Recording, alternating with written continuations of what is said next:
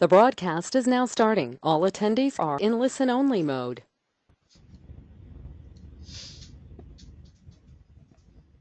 Hello and welcome to today's webinar about the CET Connect Student Engagement Program and app. Thank you to our presenter, Robert Chasse, Education Manager Services at Sydney University's Centre for English Teaching, for coming to present today. Rob actually presented on CET Connect at the English Australia Conference last year, and the session was so well received and the program was so well received that we invited him back to present today's webinar so that we could share his experience with more people. So thanks for coming along today, Rob. Thank you. Thanks for having me. Thanks for the introduction. That was very nice. Hello, everyone. Hope you're all doing well. Thanks for joining and participating in the webinar. This is my first webinar with English Australia, so be gentle. And hopefully I'll be able to answer quite a few questions that you may have about either CET Connect specifically or just about engagement programs, technology, or any type of element of the student experience that could be applicable to your centers. So I think we can just go ahead and get right into it, if that's okay with everyone. Sounds good. Great. Okay, so we could go to the next slide. I guess what I could do is, Sophie did a wonderful introduction, but I'll give you a little background of who I am, where I come from. I'm the Education Manager Services at Centre for English Teaching at the University of Sydney. And we're a medium to large center, about 3,000 to 3,500 students per year. Primarily, these are pathway students that have conditional offers that are going into the university. And most of them, the strong majority of them, are from mainland China. We also have other programs, such as teacher training. We have global English, test preparation, so a lot of programs in the cost industry as well. And I started in this in my first kind of career was in public relations, and then I started in this industry as a teacher, and then went into academic management as a DOS of a private language college, and then found myself over here, and now I'm managing a services department with a primary focus on enhancing the student experience. So that's a little bit about me and the center. I guess we could go to the next slide. That's okay. Great. So what I really want to do is make sure that everyone kind of gets the most out of this. And I'm curious too as to the purpose for participating in a webinar like this, especially like a somewhat non-academic webinar. So I have three kind of questions here that I'm hoping you could take a poll to see which area or what point of interest is more kind of applicable to you. So have you participated in this program because you're interested in developing an engagement program, like a student engagement program for your center? Or are you more interested in kind of the ways of introducing new technology to either enhance the student experience or to maybe have it as an add-on to an existing engagement program? Or is it simply just for innovation, just to kind of see what's out there and get other ideas of how that and practical ways that you could kind of add to your existing programs or technology that you have? So I think now would be a good time to answer those questions. Again, it could be all three or a combination, but just kind of primarily what is your primary interest for this webinar?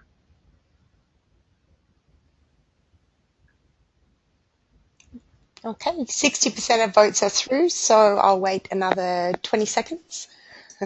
Great. Same. Okay, closing it off now.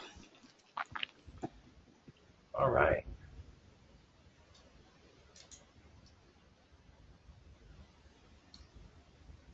Ah, great. So that's good. Okay, so it looks like the majority of you are really interested in introducing technology to enhance the student experience or the student engagement program that you currently have. Sounds great. All right, perfect. Gives me a good idea. So what I'll do is I'll tailor the presentation a bit on CET Connect and the app with a focus of that. And then this will help structure the Q&A at the end. So what we'll do now is I'll give you a brief overview of what CET Connect is, and that's the program and the app.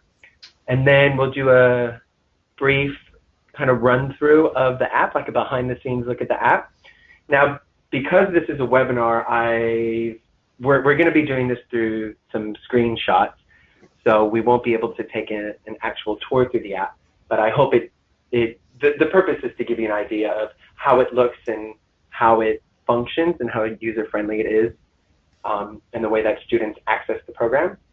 And then I'll get into some metrics and feedback of how the app's been performing and how students have been engaging with it. And then some considerations for all of you if you're interested in different elements of this, or like we said from the poll, ways of exploring and implementing technology into your center. So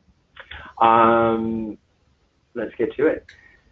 CET Connect, what it is, it's a student engagement program and app that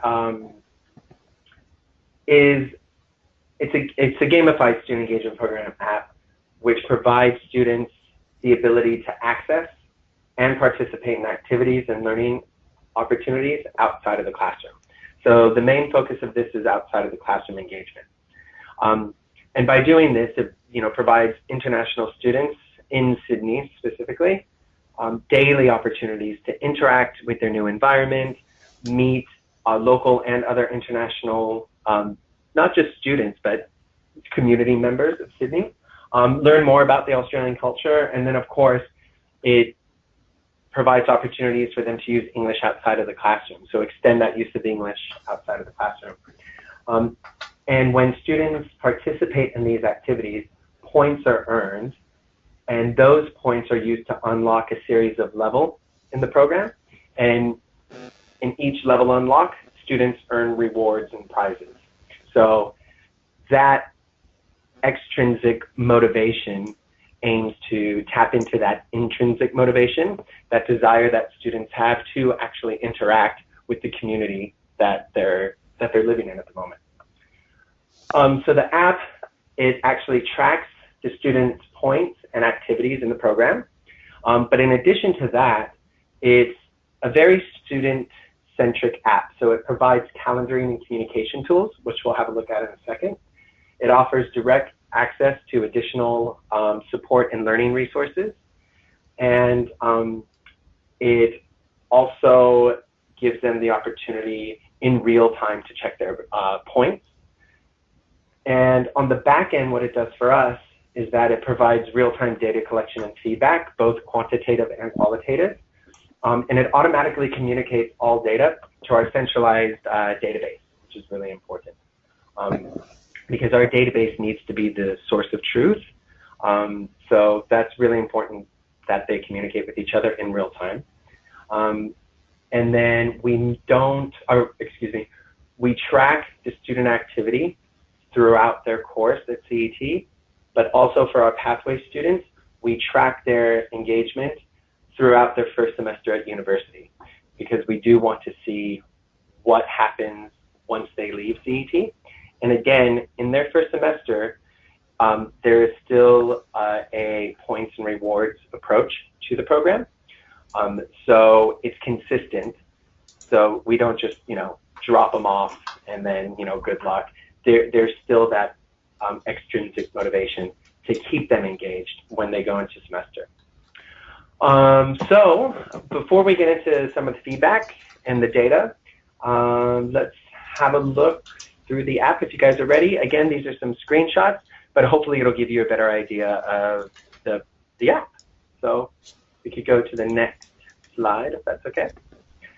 Great. So this is the campus tab, and this is the tab that is used most frequently.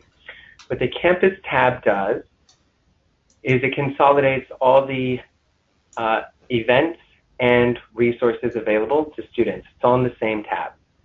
So if you can see in the first screenshot, the top have the events listed with the swipe left scan. And then at the bottom, these are resource links that you can tap into for that external learning and support resources.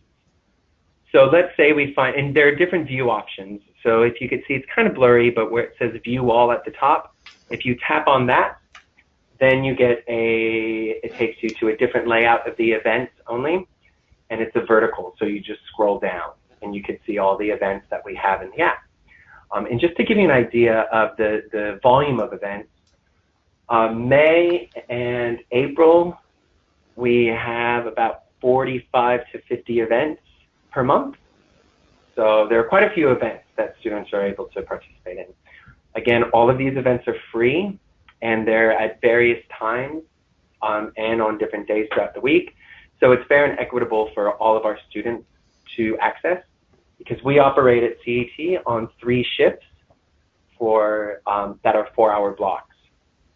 So starting at 8 and finishing at 8:25. So it's really important that no matter when a student has class, they're able to access these activities outside of the class. So as you're scrolling through the events, if you're interested in one and want to know more detailed information about it, just have a tap, and then that is the middle screenshot. That will again show the date, the time, the name of the event. It will give a brief overview. If there are any hyperlinks that, let's say that you would need to register externally because it's not a CET event, you could put hyperlinks in there. And then again, the location is really important, especially for our students. I don't know if anyone else experiences this, especially if you're a University Pathway Center. Students tend to think that your building is the only building that exists at the university.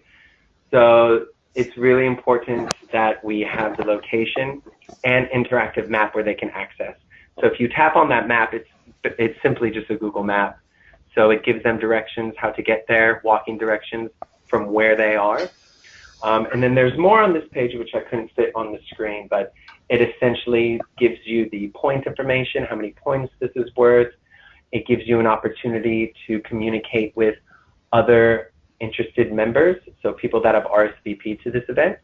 So there's opportunities for group chats there. That's pretty much the information for the event page.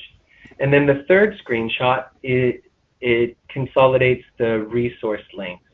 So each of these tabs is a resource. You can tap on it, and it goes directly to either the website, a web page, or to the page where students can download the app directly from there. So for example, if you see the top two, our LMS here at CET and the University of Sydney is Canvas. So if they tap on that, that goes directly to the App Store or Google Play, and they download Canvas directly. This is actually done their first day at CET. But then also, we have collaborated with external stakeholders, which I'll talk to you a little bit later, and they've recommended web pages for these resources. So once students tap on it, it'll take them directly to their desired web page. An example of this is City of Sydney. They requested, so they had a look at the app, and they requested that the page for CET Connect that students tap and go directly to is the international student page, just to spark their interest in maybe the ESLA program and see what the City of Sydney is doing to promote the welfare and well-being of international students. So that's pretty much the campus tab. As you can see, this is now why this is so frequently used. This is the most common tab in CET Connect. And then I'll go to the next slide. And this one is this one focuses on the QR scanner, the engagement history, so the activity history, as well as the points. So at the top left of each of the home screens, so the campus tab and the other tab, is the QR scanner. So CET Connect has a built-in QR scanner, and all events that are in CET Connect have a unique QR code. So at every event, QR codes are placed or displayed in a visible location for CET students, and they know that if they go to the event, in order to earn the points, they must scan the QR code. If they go to the event and they don't scan the QR code, that's not a problem at all. They just don't get the points, and we don't get the data that they participated. So all of the students actually scan in, but that is an opportunity if they don't, if they just want to participate, they don't want the points or, you know, whatever, they don't have to scan, but we strongly encourage students to scan. And the feedback from our students is they all scan in. So once they scan in, they get the data and we get the data. So the second screenshot is the event history. So this is what we would call their engagement portfolio. So it tracks everything that they scanned into. It doesn't track what they've RSVP'd to. The RSVP goes into the calendars, which I'll show you on the next slide. But this is what they actually scanned into. So they can take this with them, you know, wherever they go. So they can use this if they are applying for any of our volunteer programs at the university or externally, if they're interested in knowing what kind of extracurricular or co-curricular activities students have participated in.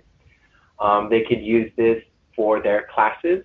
A lot of our teachers kind of have a flipped approach in some of the classes where they go to these activities, they scan in, they participate, and then in class they debrief and they have classroom activities based around those events or a specific event. So the check-in history is quite useful, and students use it often actually. And then there is the points page. And I don't know if you noticed, but on the previous page, on the resource tab, there was a tab for earned points. So that's where students can check their points. So they just tap on that, and it, in real time, gives them the points. So as soon as they scan in, they could go and check their points, and they could see how many points they've earned. Again, it's a screenshot, so you can't see all 4 levels, but you could see the top 2 levels. So this is from my account. I have earned 53 points for events that I've scanned into. And in order to unlock the very highest top level, I need to earn 290 points by the end of my course. I'm quite a ways off, so I know that I need to earn quite a few more points. So then what would generally happen is students would search for activities. They would look for the points value, when, where, and then they would RSVP and participate, scan in, and that's how they accrue points. And then again, once they unlock a level, they receive a notification via the app congratulating them on unlocking, you know, the specific level that they unlocked, and notifying them of what the rewards are, how they can collect the rewards, when they could expect to receive the rewards, things like that. So that is how the gamification works with the app and the program. And on the final slide, that's about communication and calendaring tools. So the first screenshot shows the calendar. Now the calendar is important because it includes all of their class information, so every class that they have per day, and it consolidates all the events that they RSVP to. So they're able to take ownership of their learning experience inside and outside of the classroom. They're also able to link their other personal calendars as well. So if they have a Google Calendar or Outlook or whatnot, it could sync with the CET Connect calendar. So it really helps them organize their life here, essentially. We do surveys every term on CET Connect from students, and something that they frequently say is that the calendaring tool, the agenda is what they call it, really helps them specifically for their classes. Because their class times don't change that frequently, but for some reason having that in the calendar along with the events that they RSVP to, maybe their other personal calendars, when to call back home, when they're meeting friends for coffee, they say it really helps in terms of structuring their study time and their in-class time. So that's really great. I have a lot of classes on mine because I'm registered for a lot of classes. Students would have fewer classes in their view for that first screenshot. And then going to the middle screenshot, this is where, this is the message tab, the messages tab, and this is where students can access their notifications and their messages with groups or individuals. So notifications are sent by the CET Connect team, the admin team. That's myself and my team. And we send notifications if there is a relief teacher for students, if there are any class changes. For example, they have to move for whatever reason, the new class location, and also any reminders about events that are coming up, important events, and any other notifications that would be necessary for students. The CET Connect also has a survey function. So after each event, you could give a survey. You could give, I told you, we do surveys every term for students, and it's all done through CET Connect. The interesting thing about that, though, is there's a fine line for how frequently you send notifications and the content of notifications. If there are too many notifications, students will turn them off, they won't be bothered, and they'll miss important information. If you're sending them notifications and they're too long, or it's not really necessary for a notification, maybe you could have sent it in an email, or teachers could just communicate it in class, it's not going to be relevant to them, they're going to turn off their notifications. On the flip side, if you're not sending notifications, students can miss information, important information that you really want them to know, any class changes. So that has been, I mean, we've done some research on the kind of frequency and effectiveness of notifications, but it was also kind of a trial and error as well with sending notifications. And then the final screen are the notifications. So it gives you an idea of the type of notification and the size of notifications. CET Connect can send images with the notifications as well. And we find that helpful if it's a center-wide notification that we really want to grab students' attention. We'll attach an image with the notification. And that tends to capture their attention a little bit more.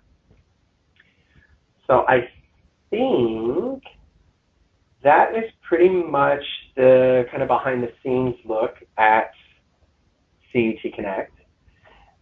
And then as students use this, you know, whether it's RSVPing, scanning in, the chats, anything like that, it's all data, and it's all data that we collect.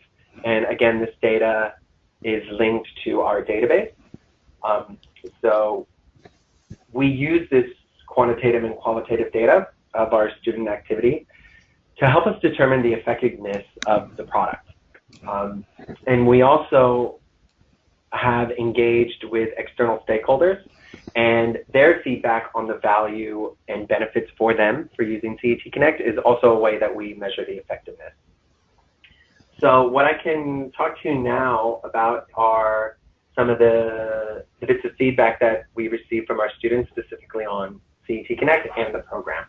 So if we go to the next Rob, slide. just before you move on to the next section, there are a few questions, so it might be a good time to answer them now before you move on. Is that okay? Perfect. Yep, great. Yeah, sorry, because yep, that's fine. Because I don't see questions on here, so sorry if I'm going too fast. No, you don't. Yeah, they just come through to me. So thanks to the people who've asked the questions as well. So somebody has asked if it's only for CET students or University of Sydney students, or can anyone join? At the moment, it's exclusively for CET students. Mm-hmm. And we've been speaking with the University of Sydney about potentially extending it. But like I said a few minutes ago, we do provide access to our students, to our alumni that are in their first semester at university. So technically, it's open to university students who are CET alumni for one semester, but it's not to the wider university yet. Okay, wonderful.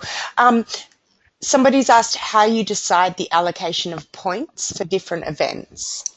That's a really good question. So the allocation of points are based on the CET learning model. And the learning model, we call it 4-2-1. And these are daily targets that we expect, or that we have, daily target for our CET students. And that's 4 hours of in-class learning, which, over 5 days is the 20 hours a week. 2 hours of extended or online learning, and that's when our LMS comes in. So Canvas, some homework, usually it's more than 2 hours. And then 1 hour of engagement outside of the class per day. So that's 5 hours a week. And then those hours, we have attributed, or we've aligned that with the engagement framework. So our points are formulated to represent hours of engagement outside of the classroom. So it's not just arbitrary, like, this is 1 point, this is 2 points, this is 3 points. It's all kind of formulated to represent hours of engagement outside of the class. And so is it 1 point per hour? Or obviously more than that? Well, the formulation, so, I said, the research that was done, so the mode of engagement is how the student would primarily interact with that specific activity.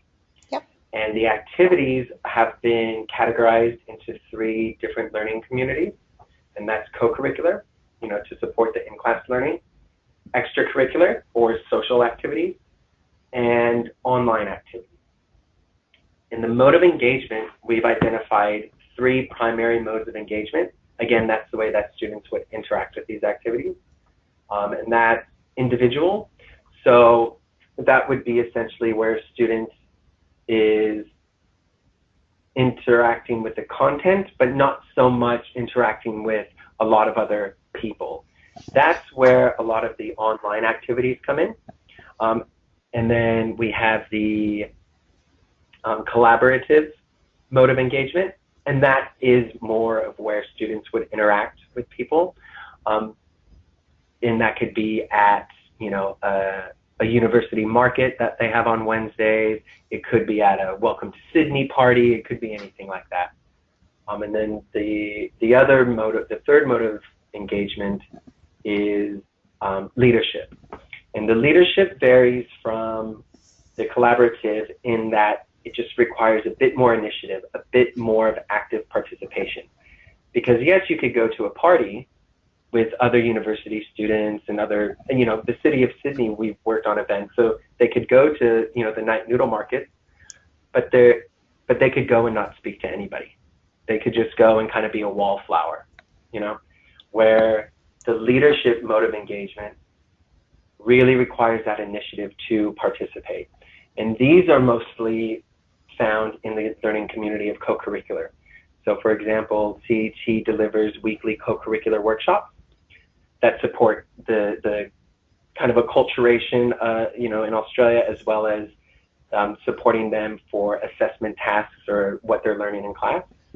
And it's interactive. It's a student-centered workshop. So students are required to participate. So if you go to that workshop, you are definitely actively participating. And that is that leadership mode of engagement.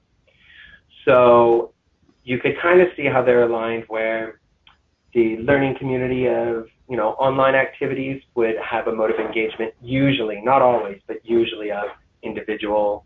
The social activities would usually have the mode of engagement of collaborative, and then leadership co-curricular. Again, that's not always. some of our online activities require discussions with other students, not just CET students, but you know, for example, the Pop Culture and Gaming Society, they have gaming activities. So that would be an online activity, but with a collaborative mode of engagement. And that's how we formulate those points to represent ours. Okay, so is it weighted? Yes. Yeah. It's weighted. So you gain more points for the leadership? Yes. Yeah. Yes. Okay. Thank you for that. Finally, someone else has asked what the relationships are with the external partners. So this is the partners who run the events. Do they pay you something, or do they get some in-kind benefit or promotional benefit from it? Yeah, that's actually good. Sophie, we actually have a slide on that one. Yep. If we could go to that while I talk about that, that could be good. I think it's slide 9. Okay. Is that before or after? That's after. Okay. So if we tick through maybe about a few more, I could talk about that now if you'd like. Sure, that sounds good. Great. Next one. There we go. Oh, one back. There we go. Yeah.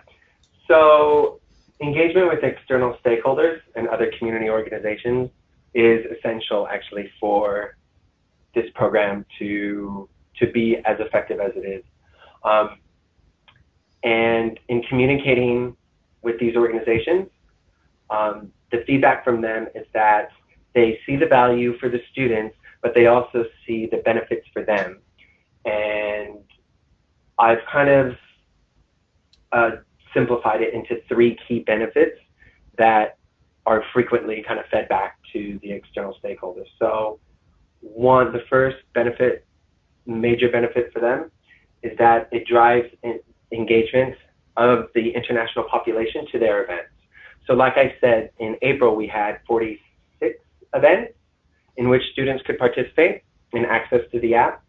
And they included events not just organized by CET, but by the University of Sydney Union. So that's our student union here at the university, the City of Sydney, as well as the New South Wales Police Force and Allianz Global Assistance. So students were able to access events that were coordinated, delivered by all of these external stakeholders. So they were able to boost their international student population of these events. The second key benefit is that it provides a platform for these organizations to communicate their strategies directly to our students, to CET students, and engaging in innovative ways. So an example of this one is the Fair Work Ombudsman. They have a strategy of workplace rights for international students that they've really been promoting since 2017. And they actually communicated this strategy to our students in interactive ways, both face-to-face and online. So the face-to-face interaction was that they came to CET and delivered a co-curricular workshop, and the engagement officers of Fair Work Ombudsman delivered it. And then online, what we did to make it interactive, they have online quizzes available on their website, and we collaborated with them by transforming those quizzes that were on their website into interactive point-earning quizzes that students were able to access through CET Connect. So the content was already there. We just collaborated with them in making it a point-earning activity, so then students were able to access it through CET Connect, get the information, get immediate feedback, and earn points for the quizzes. And then the third key benefit for these organizations is that it really helps them build their brand awareness, basically, with our students, because remember it's a rewards program.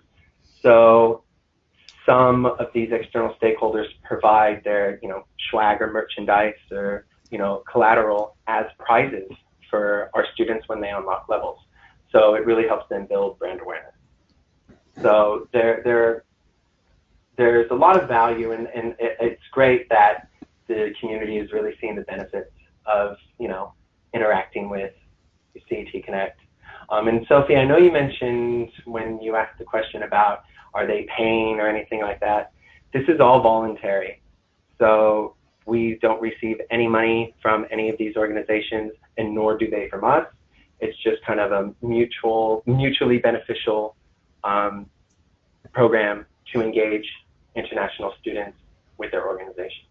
Great. And Rob, has that been primarily you who's reached out to those different organizations? Yes, it's been me. Great. And along with my team, but yes. Yep. Okay. Where would you like me to go now with the slides? I realize that we've jumped around. Well, I guess it's just, should I go back? back? I mean, it's 4:10. I mean, we could go back. I mean, I'm just curious. I have some feedback from students and some metrics if people are interested in that, or we could just go, straight into kind of some recommendations and then Q&A. Oh, I think the feedback would be great. Yeah. Okay, great. Yeah, that's fine. So this slide it represents more of the qualitative feedback that we get from our students. It's really important. I mean, we only launched this in July of last year, the app. So we really want to know what we're doing, but without overloading students with surveys and feedback forms and everything like that. Because, with in-class, end of term, mid-term, their first week, they're bombarded with feedback.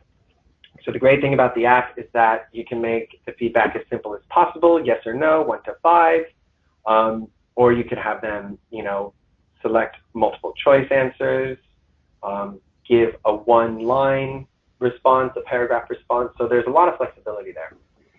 And what we do, we give them a survey every term, very simple. And the feedback so we do a corpus analysis of the most frequently used words for the question of what students think of CET Connect.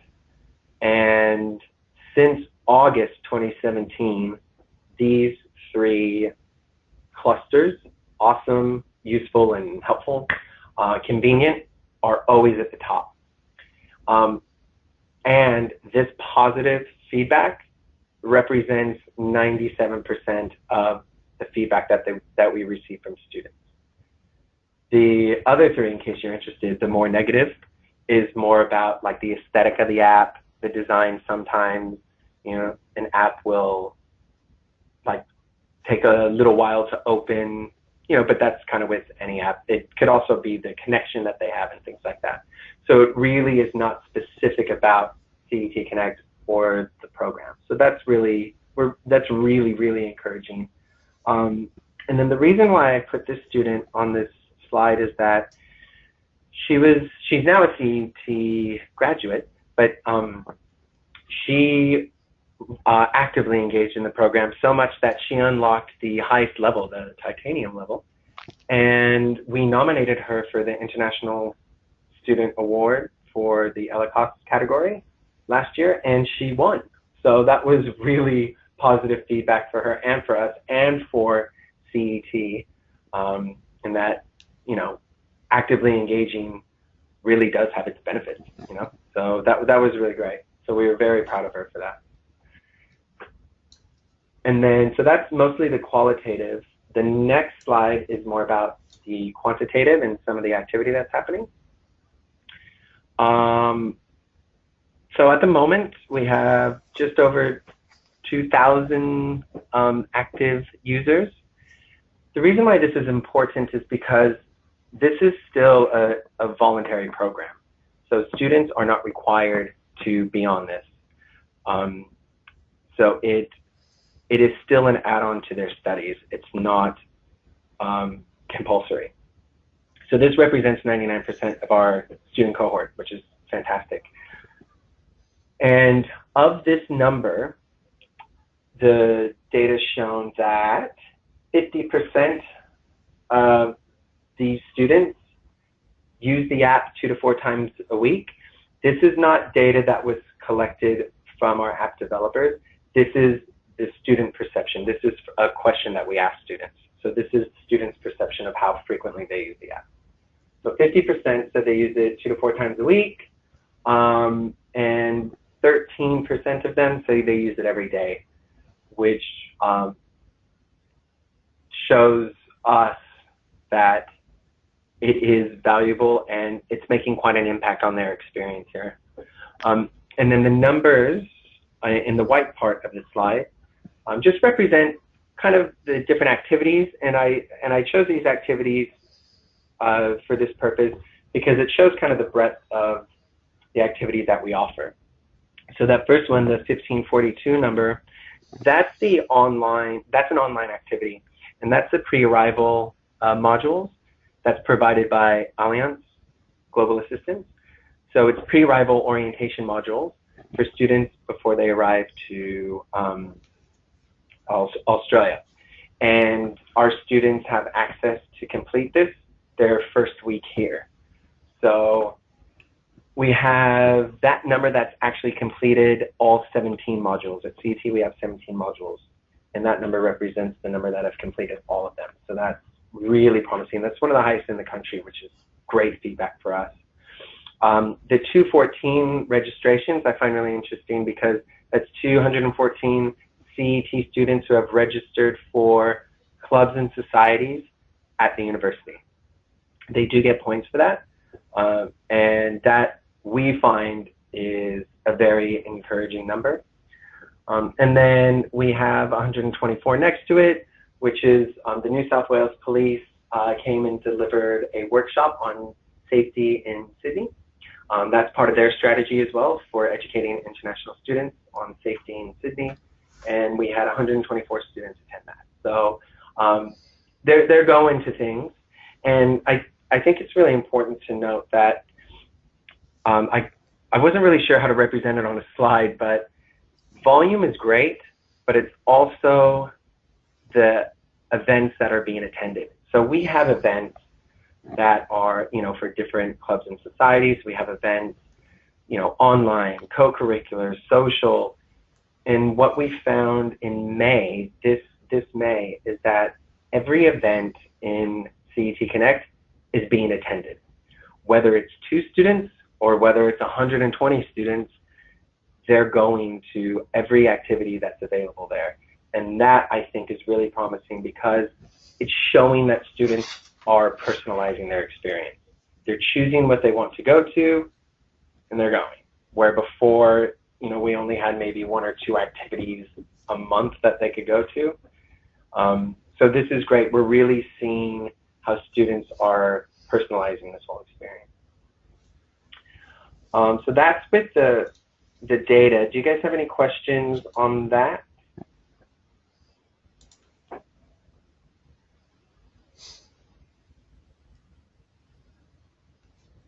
There's none specifically on the data that have come through. Right. Perfect. Great. So I guess we could just round it out now with the last slide. Just some consideration. So I put this slide up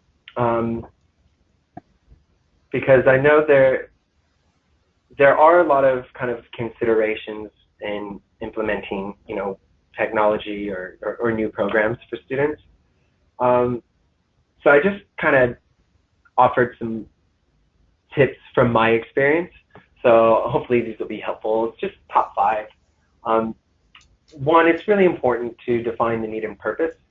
So for the organization and also the students, for example, do you want to improve, are you guys looking to improve the overall engagement of students, to maintain the engagement of long-term students? Because we know that, historically long-term students tend to not be so engaged as they continue through their courses.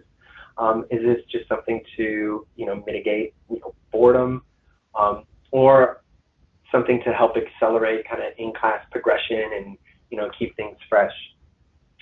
The second one is to identify the value for students. And this really comes from the learning benefits.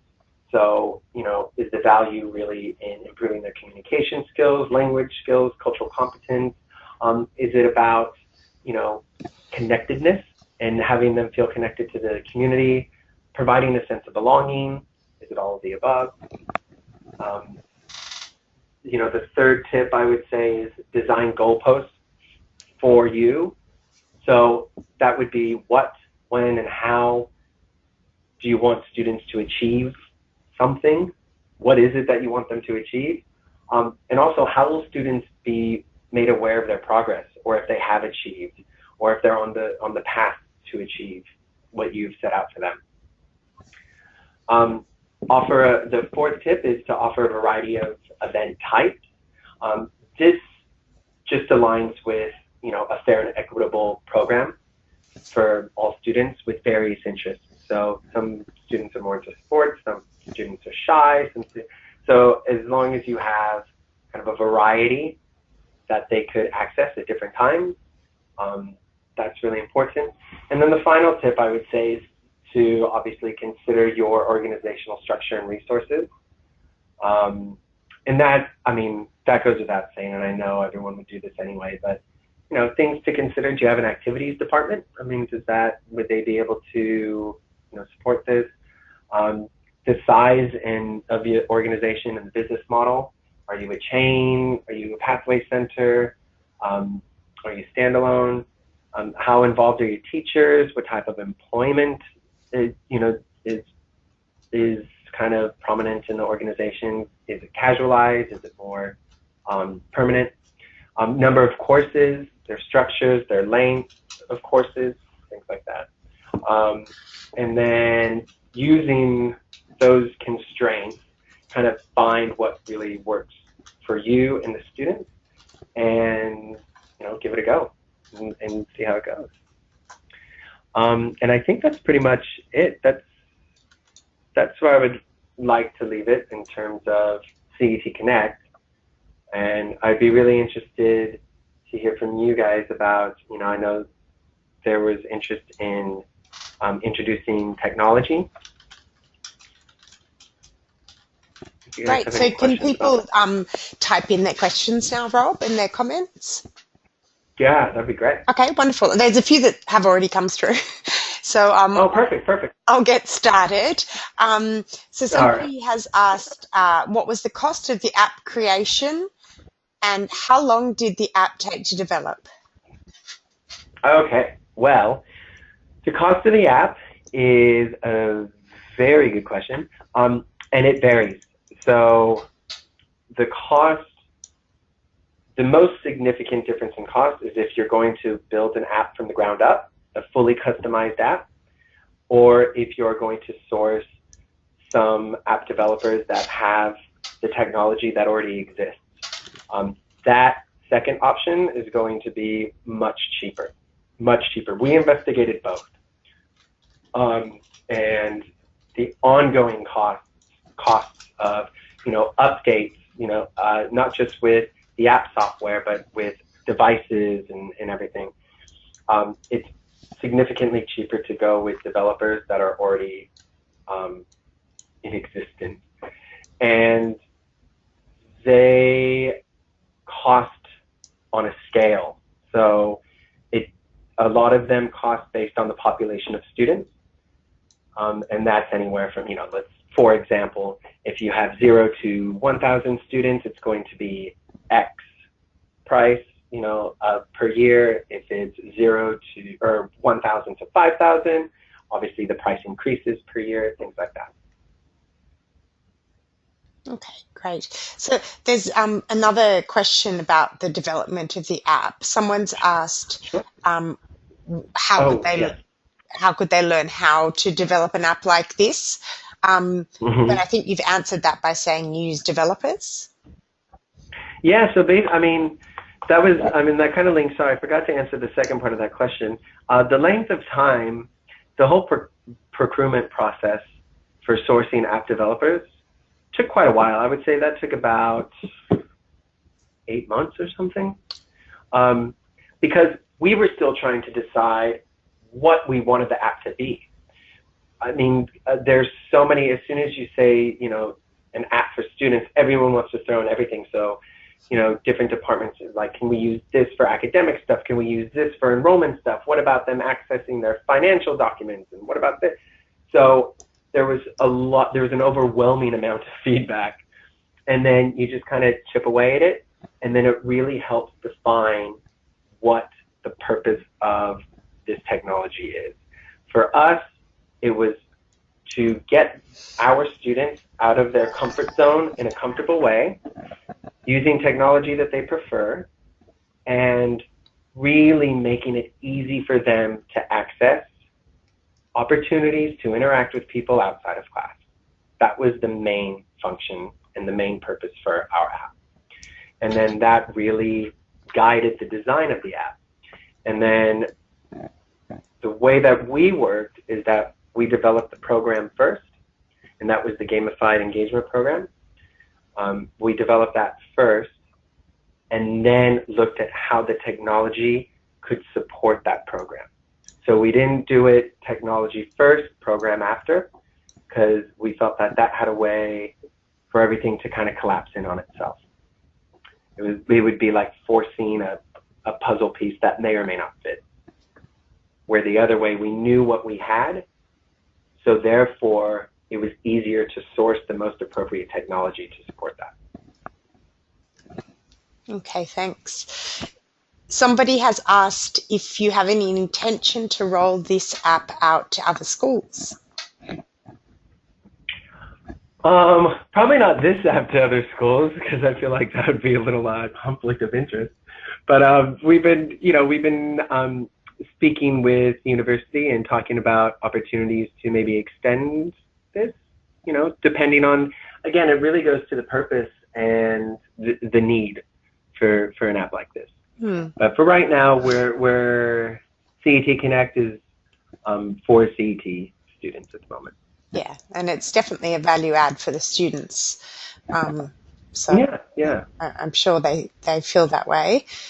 Yeah, exactly. Yeah, somebody, the last question here, has asked how many staff would you estimate are required to A, set it up, and B, maintain the app and upload the data and monitor the communications, and everything that goes with having the app?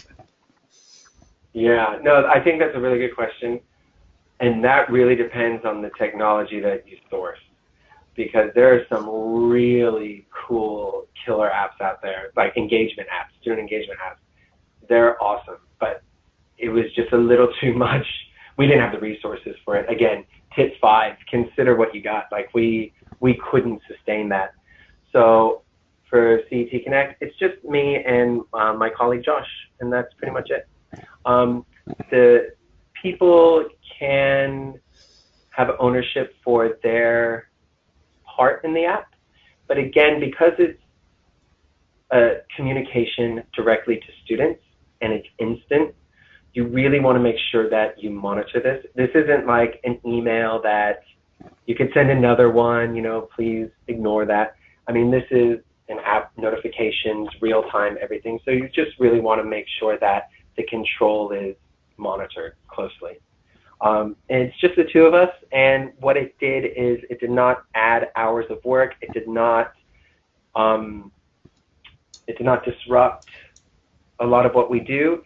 It just changed how we do things, and actually it made what we do a bit more efficient. So it made things, certain elements, it made them a lot more streamlined, which has been great. Yeah, so we didn't add it. And one of the things that I said in the beginning with having it linked to our database is really important, because that information is shared. So our centralized database is the source of truth in terms of student information. And it's great for us because now we have a complete holistic profile of our students, what they're doing outside of class and what they're doing inside of class. Great. I'm just typing in a comment from an attendee because she said that this topic ties in with Phil Chappell and Phil Benson's article about mapping international students' language learning environments in multicultural Sydney, or multilingual Sydney. So she's And I know, Rob, that you've actually spoken to the Phils about their research. So I'm just sending that link through to everybody.